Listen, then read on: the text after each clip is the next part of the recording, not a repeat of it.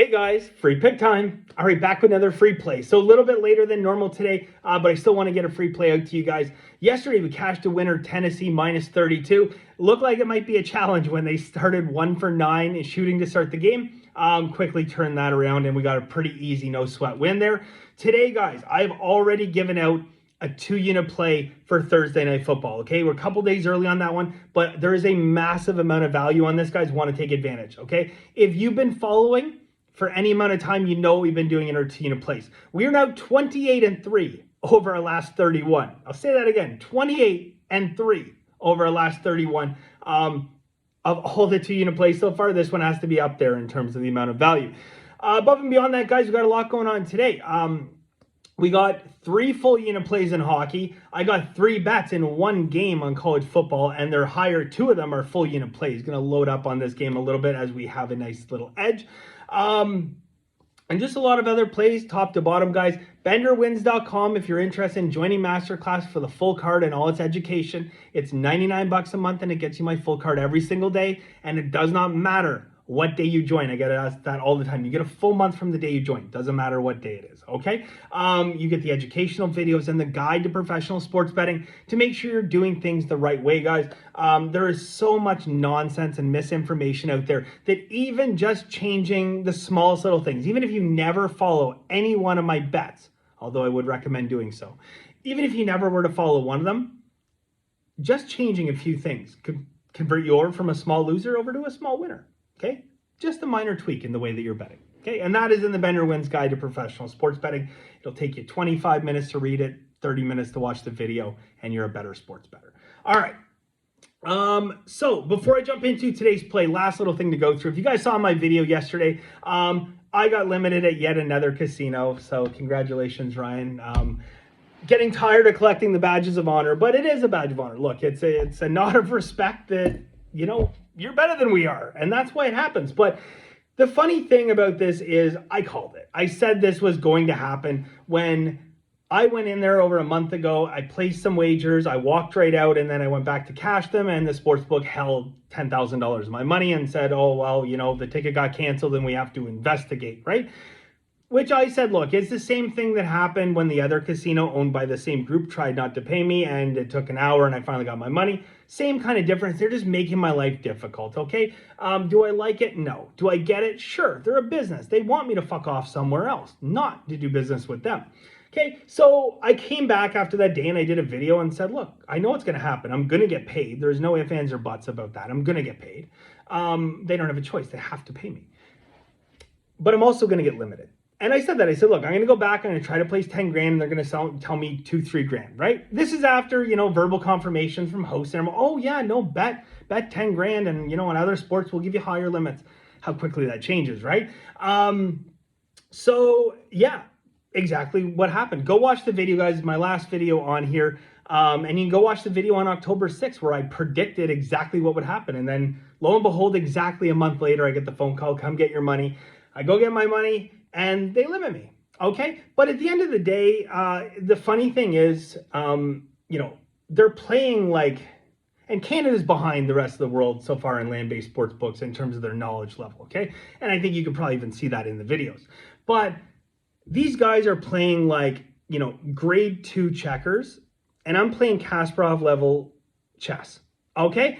We're not on the same level. They don't understand it like I do. And there is nothing they can do to stop me. They can slow me down a little bit, but they can't stop me. And so that's why it's like funny they go through all this effort to do this stuff. And the only thing worse than having me walk in and bet on sports at your sporting location is to have me get pissed off, because I can focus resources on them. And I think I will now. So I'm going to document this stuff over the next little while. And I'm just going to make it an educational tool, and I'm going to show you exactly what a professional sports bettor can do to a sports book if they really want to. All right, so go check out that video. It's definitely worth a watch, and if you've never seen someone get limited, now you will. It was really funny, the comment the guy made there. He goes, I've never seen a partial approval. I'm like, you've never seen a guy get limited before, right? So anyways, on to today, guys. We're going to go with a college football game, Ball State and Northern Illinois under 44.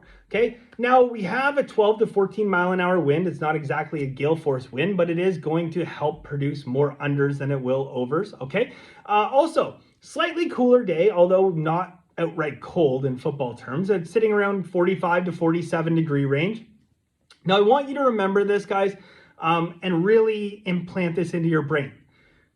In football, cold equals defense, hot equals offense. All right. Now there's a number of reasons for it. Number one, those really hot days, the defense is tired. You think, well, both sides would tire for it. No, the defenses tire. Okay. The cold days, defenses hold up better.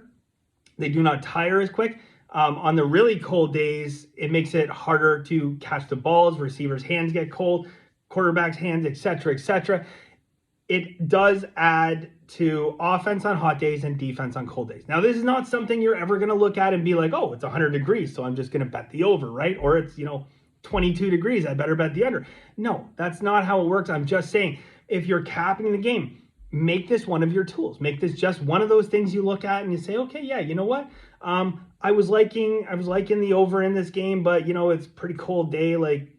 Give it a second thought, give it a second look. Just another weapon in your arsenal to beat these assholes at the books. All right. I got 6 different systems on this game, coming in anywhere from 9.9% ROI, which is a fantastic ROI for a system, all the way up to 24.9% ROI, which is a ridiculous ROI for a system. And I got 6 of them. Okay. So again, guys, there's a nice little edge here. We got a lot of other things going on, the 2-unit play already in NFL that I've given out. I would highly recommend, if you're interested, you're going to want to bet that early before that line moves, because there's a lot of value. We got 3 full unit plays in NHL. We got 3 bets on 1 college football game. We got a bunch of other stuff going on, benderwins.com. Regardless of all the things I walk you through here, regardless at the high rates that I hit, the only way to win long-term is to practice bankroll management. And you guys thought that you were going to get through a whole video without me mentioning bankroll management. Not today. All right. All these things are great.